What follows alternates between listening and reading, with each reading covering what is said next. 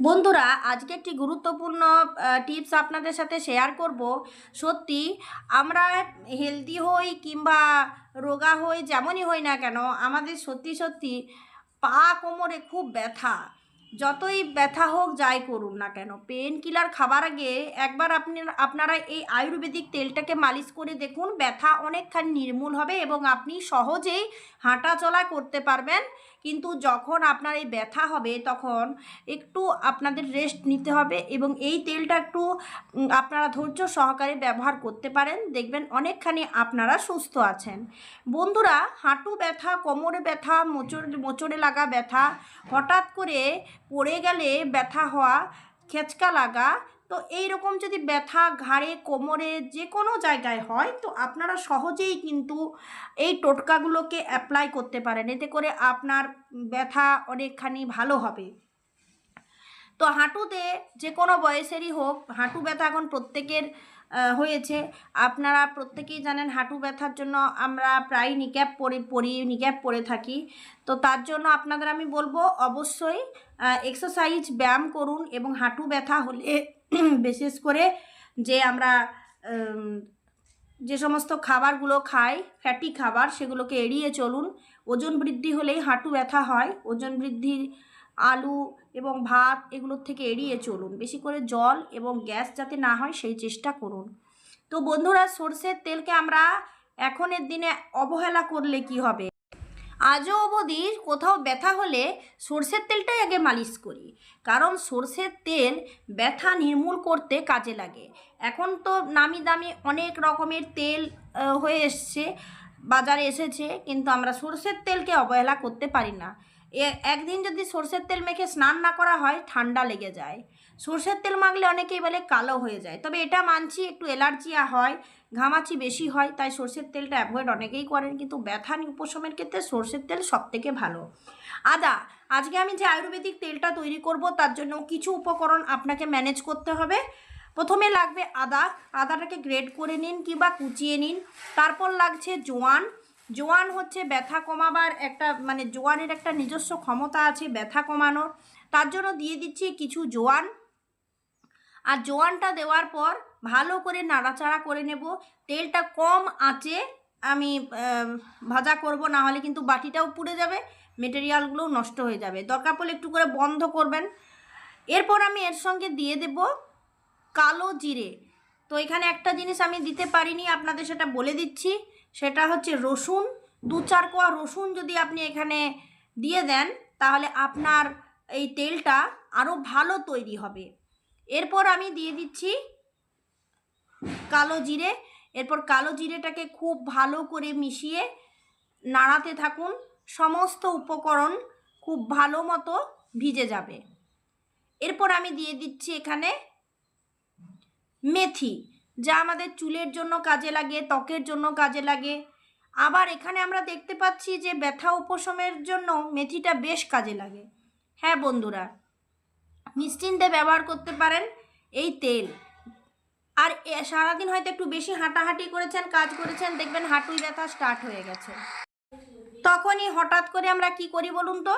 তখনই আমরা হঠাৎ করে একটা ব্যথার ওষুধ খেয়ে নিলাম, কি প্যারাসিটামল খেয়ে নিলাম।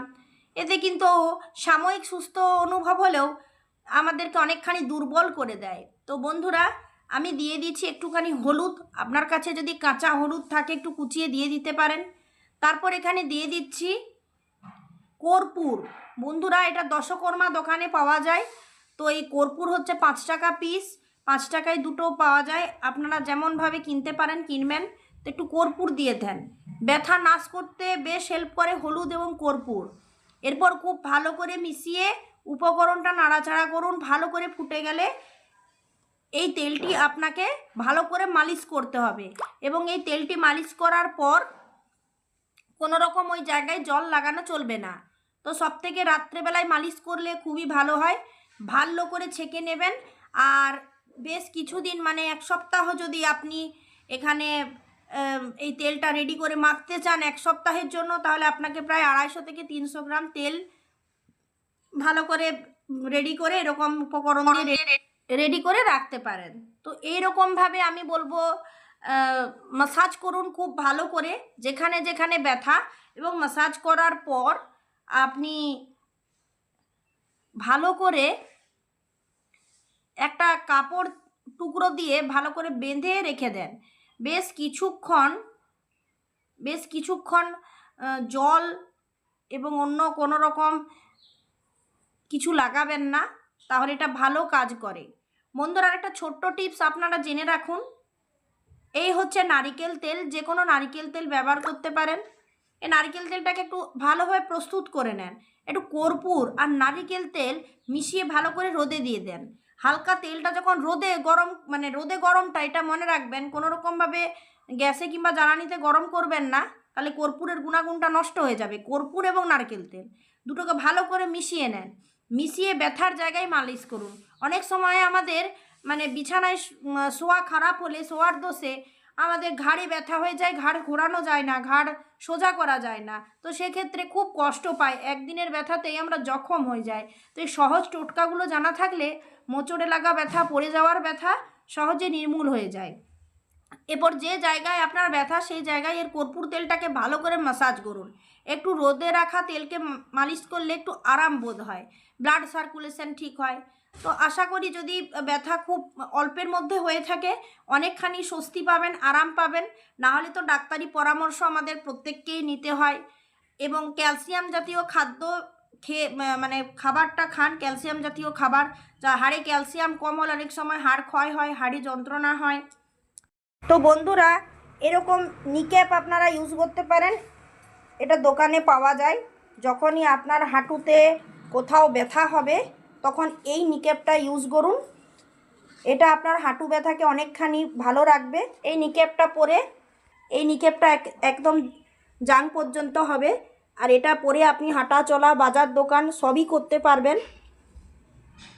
আর একটু এইভাবে এক্সারসাইজ করে নেন।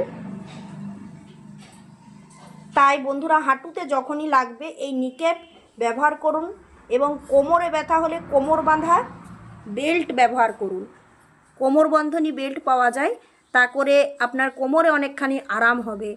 বক্তব্য এটাই যে ওষুধ আমাদেরকে এড়াতে হবে এবং এর সাহায্যে আমাদেরকে সুস্থ থাকতে হবে। ধন্যবাদ।